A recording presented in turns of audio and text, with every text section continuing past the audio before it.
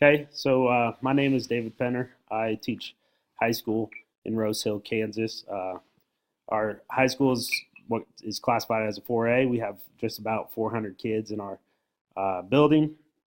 I teach freshman and sophomore level. Our demographics are like 87% white, and the rest, it's just a mix of 5% Hispanic, and I think another 5% African American.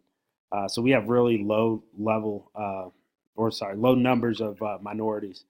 Um, However, we do have kind of a higher, I think it's 15% uh, that are special ed. And I work a lot with our special ed. I have an intro to biology class that I teach, and then for sophomores, and then I have another physical science class that I teach that has, I think, 5 out of the 8 kids in there are ESOL. Uh, and so that's a little bit about my school. What's the first one that I'm supposed to do? Uh, Oh, I just talked assessment. about how we assessed or collected data, and then Okay. some barriers that I had. Okay. So assessment for our high school is really based off of what our state assessments are, which sadly at the science level is junior year. So I don't necessarily get any feedback other than what we get from the middle school on these kids and how they did on the middle school state assessments. And then I can see maybe like junior year how well they did and how well I prepared for those state assessments. But as far as taking assessments within the classroom, it's all on the teacher. So I use my personal assessments that we do chapter assessments, formative, summative assessments, in order to evaluate what type of gaps those kids might actually have within the learning process. I know my ESOL students get tested. They just got tested this last week on their level of comprehension. But this late in the year, I don't know how much that actually helps us for the rest of this year. So, um, yeah, that's what I got. We don't do too much with data. So I don't really know high school very well. Do you, so within your classroom, do you have accommodations and modifications for those kids? Yeah, absolutely.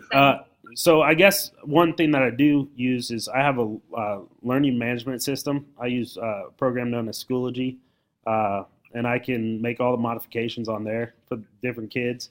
My intro to biology kids, which are a bunch of special ed students usually, I make all the accommodations there, reduce the language, I guess, reduce the questions that are asked, the choices that they get, try to include more pictures and stuff like that in order to help with the assessment process.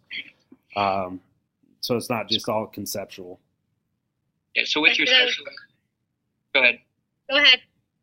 So with your special ed classes, are you allowed to make any adaptations and modifications that you see fit, or is there like a specific criteria that you have to follow? So I get from our special ed teachers, I get a list of criteria that needs to be met. And so usually it sticks around those type of things where it's reduced questions, reduced amount of work, more time for the kids to comprehend. And so it's nice to have those kids in a separate class where they can have their own work at their own pace.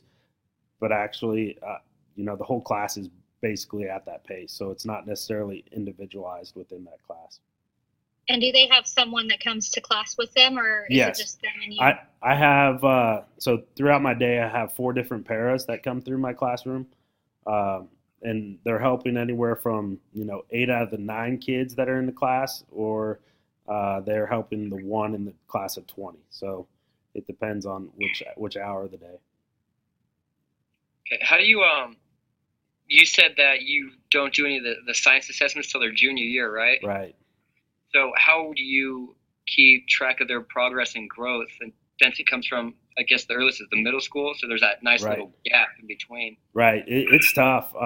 So I try to do that yearly or within the time that I have them. We do a pre-test at the beginning of the year to measure like what they know coming in, and then we do a post-test at the very end, and then just compare the data there and see if there was any growth within the students itself. But the actually identifying of gaps and helping close those gaps within the year, it goes basically chapter by chapter in order to see, from the formative assessment to that summative assessment, did the kid actually grasp the concept?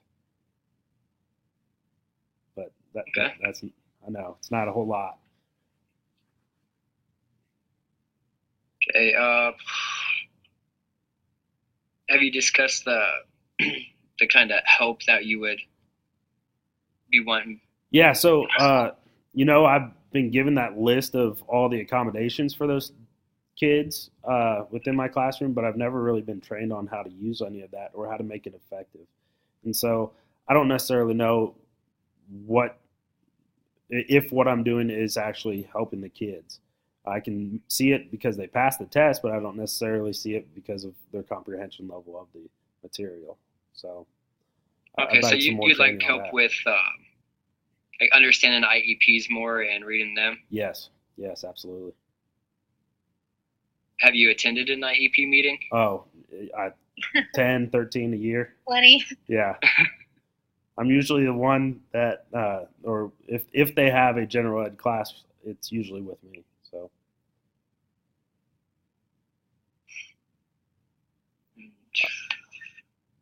Do we need to go to that next level? Let's see, what was the next one? That was the help. I'd say most helpful. It all comes down to time, like I talked about when I did mine. We have to make time to meet with those other teachers, and yeah. So we're all on the same page. So I mean, we're all here for the students and the children, and how can we help them? Well, we need to start collaborating more, I think, with. I agree with that. The people in our buildings. I'll tell you this: if our English test does actually try to place them in an MTSS level or tier, or our math does that, I don't see that data. So I would love to have that data available to myself, so I know what the reading level of a kid is or what their comprehension level is. I know if they're special ed or not, but I don't necessarily know who's my tier 2 students or here's my tier 3 students, and go from there. When I taught middle school, it was much like that. We gave kids a color and blue. They were blue, yellow, or green. So, but at the high school level, they don't necessarily do that a whole lot. And like speaking like with collaborating with others, like what I've learned that's helped me a lot is I collaborate with the nurse a lot. Oh, yeah.